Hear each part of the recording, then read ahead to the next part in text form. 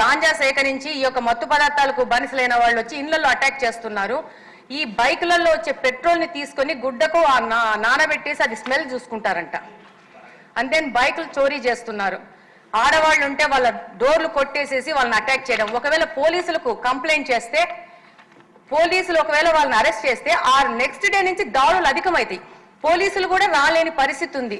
ఇది కంటిన్యూస్ గా మాకు ఎలక్షన్ క్యాంపెయినింగ్ లో దాదాపు మాకు కడపలో పాత కడప ఉంటది, ఎక్కువ మైనారిటీ ప్రజలు ఉంటారు అక్కడ మహిళలు మేము వెళ్ళక ముందే మాకంటే ముందు డోర్లలోంచి బయటకు వచ్చి వాళ్ళకి అనుభవాలు చెప్పి మాకు ఇది ఒక్కటి తీయించండి, ఈ గాంజాను నిర్మూలన చేయండి, ఈ యొక్క లిక్కర్ షాపులు కానీ చీప్ లిక్కర్ని చేయించండి చాలు అని చెప్పేసి మేము డెఫినెట్ గా వేసే తెలుగుదేశం పార్టీకే ఓట్ అని చెప్పి చెప్పడం జరిగింది. అందుకే నా ఎక్స్పీరియన్స్ చెప్తున్నాను.